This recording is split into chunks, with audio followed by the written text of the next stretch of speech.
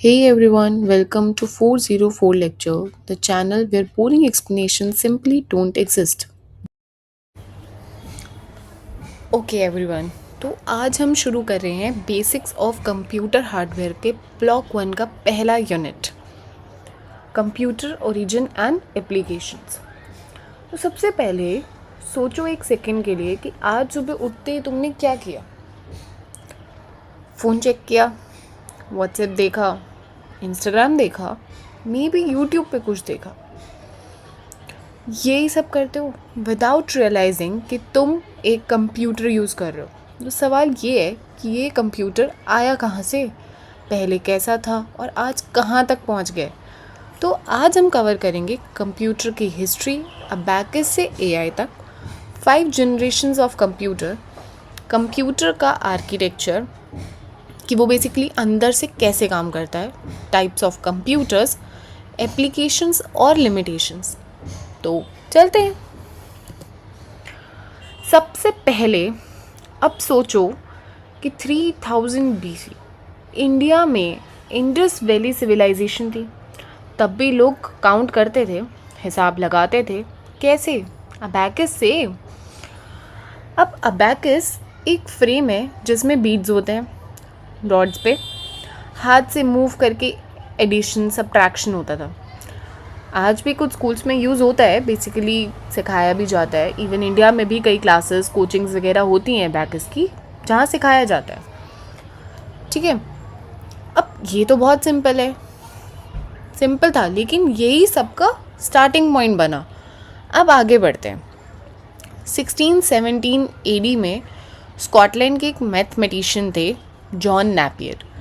ठीक है, उन्होंने क्या करा, 11 आइवरी की स्टिक्स, ठीक है, जिनसे मल्टीप्लाई कर सकते थे। अब इमेजिन करो, कैलकुलेटर नहीं था तो ये स्टिक्स ही कैलकुलेटर बनती थी।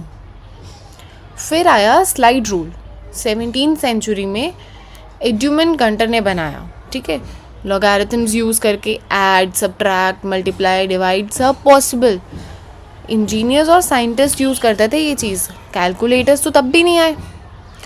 अब आता है एक इंटरेस्टिंग बंदा, ठीक है, ब्लेज पास्कल। अब सुनो ये स्टोरी। ठीक है, हुआ क्या था, 1642 AD में पास्कल के पापा टैक्स कलेक्टर थे। ठीक है, तो बेटे ने सोचा पापा रोज इतना हिसाब करते हैं, कोई मशीन बना देता हूँ। सिर्फ 19 साल की उम्र में उसने पहला मैकेनिकल एडिंग मशीन बनाया था। ठीक है, अब 1673 में गॉटफ्राइड लेibniz ने पास्कल के आइडिया को आगे बढ़ाया कि चलो भाई, उसने इतना तो बना दिया, अब इसको थोड़ा आगे तक लेके जाते हैं। ठीक है, तो उसने क्या करा, उसने एक लेibniz मशीन बना दी जो मल्टीप्लाई और डिवाइड भी कर सकता था। पास्कल की जो मशीन थी वो सिर्फ ऐड और सब्ट्रैक्ट करती थी। अब इसकी मशीन के थ्रू हम मल्टीप्लाई और डिवाइड भी कर सकते हैं। अब आते हैं सबसे इम्पॉर्टेंट आदमी पे, चार्ल्स बैबेज। ठीक है, फादर ऑफ कंप्यूटर बोलते हैं उसको हम। जिन्होंने क्या करा, 1820s में उन्होंने एक डिफरेंट से इंजन डिज़ाइन करा।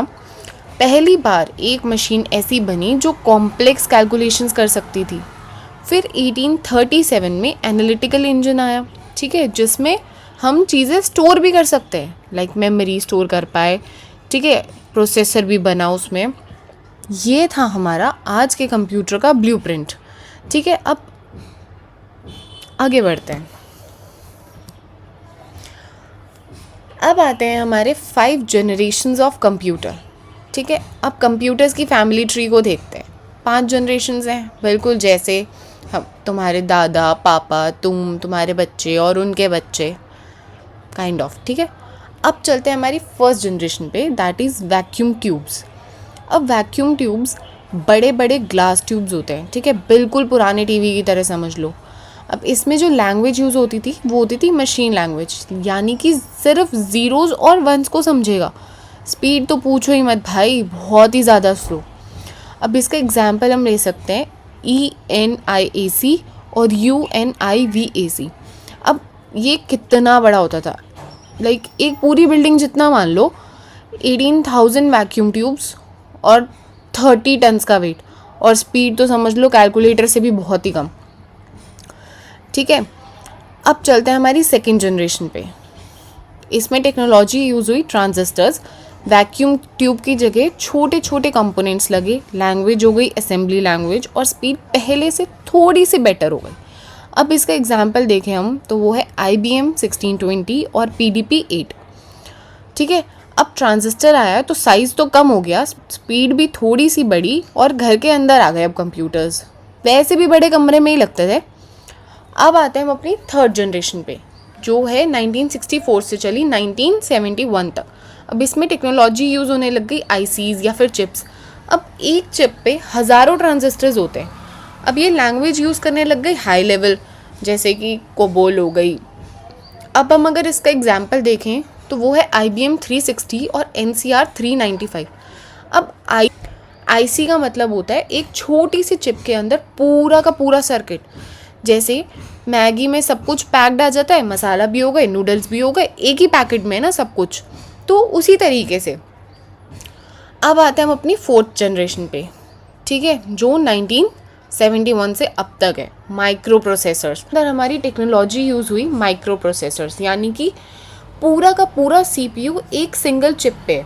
अब इसमें लैंग्वेज यूज़ हुई हाई लेवल लैंग्वेज। अब इसका एग्जांपल ले लो यार, एप्पल 2 है, पर्सनल कंप्यूटर्स हो गए। यही जनरेशन्स हैं जब कंप्यूटर्स घर घर पहुँचे हैं। तुम्हारा लैपटॉप हो गया, PC हो गया, ये सब फोर्थ जनरेशन के हैं।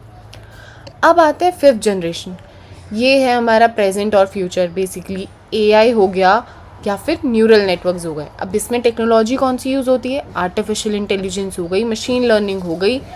इसकी स्पीड तो फास्टेस्ट है एकदम, ठीक है। अब की ChatGPT हो गया, सिरी हो गया, गूगल असिस्टेंट हो गया, ये सब फिफ्थ जनरेशन के एग्जाम्पल्स है भाई, और तुम लोग इसको रोज़ यूज़ करते हो, ठीक है।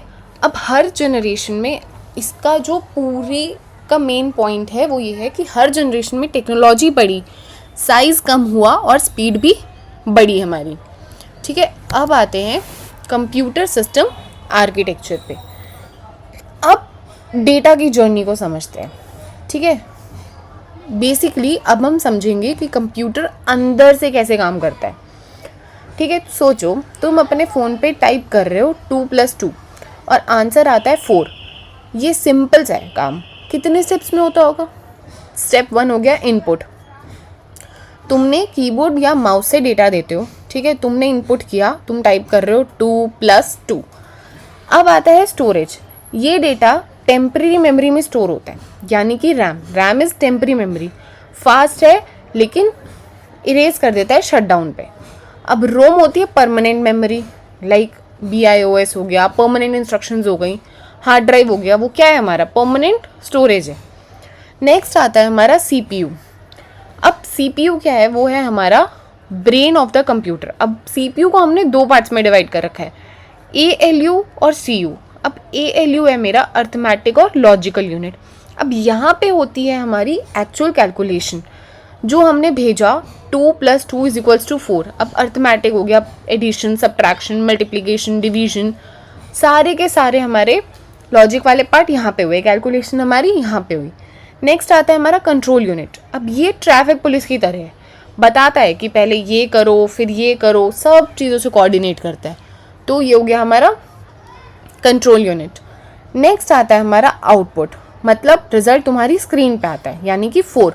अब मॉनिटर, प्रिंटर, ये सब आउटपुट डिवाइसेस ही तो हैं। अब देखो वॉन न्यूमैन आर्किटेक्चर, ये पूरा का पूरा जो डिज़ाइन करा है ना, वो हमें जॉन वॉन न्यूमैन ने दिया था, ठीक है। इसका मेन आइडिया ये था कि मेमोरी में डेटा और इंस्ट्रक्शंस दोनों स्टोर होते हैं। अब आज के ऑलमोस्ट सारे कंप्यूटर्स, लैपटॉप्स इसी डिज़ाइन पे काम करते हैं। तो सिंपल सी चीज़ याद रखो, इनपुट, स्टोरेज, CPU में क्या आया हमारा? ALU और CU। उसके बाद आता है हमारा आउटपुट, ठीक है, क्लासिफिकेशन ऑफ कंप्यूटर्स पे।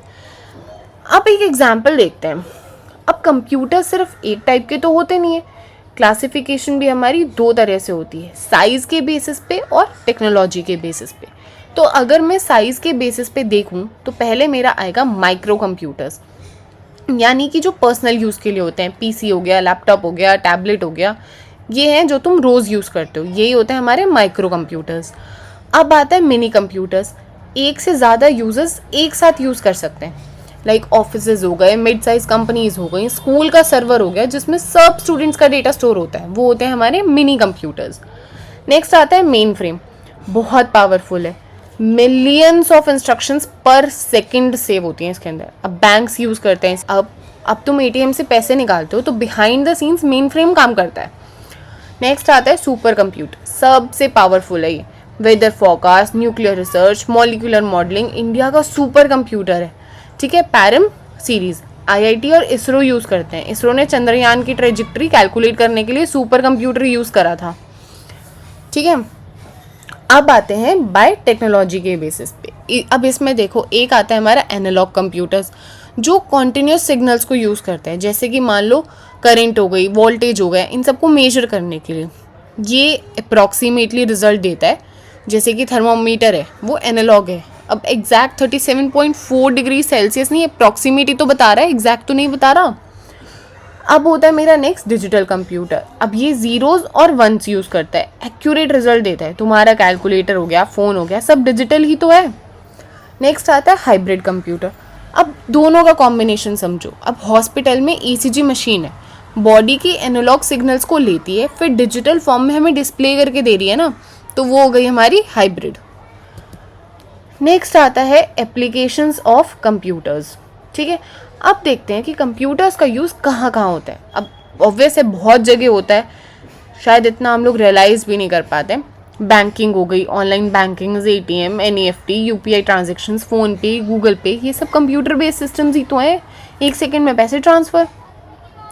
नेक्स्ट है मेरा ट्रैफिक कंट्रोल। अब ऑटोमेटेड सिग्नल्स, ठीक है, सेंसर से ट्रैफिक डिटेक्ट होता है, टाइमिंग्स एडजस्ट होते हैं। अब सब जगह स्मार्ट लाइट्स ही तो यूज़ हो रही हैं भाई, एआई तो यूज़ होता है ट्रैफिक मैनेज करने के लिए। नेक्स्ट आता है मेरा ट्रैफिक कंट्रोल, ठीक है। अब इसमें क्या है, automated signals, basically traffic detect हुआ, टाइमिंग्स एडजस्ट किए हुए होते हैं उसके अंदर, और उस बेसिस पे तो हमारी लाइट्स चेंज होती हैं।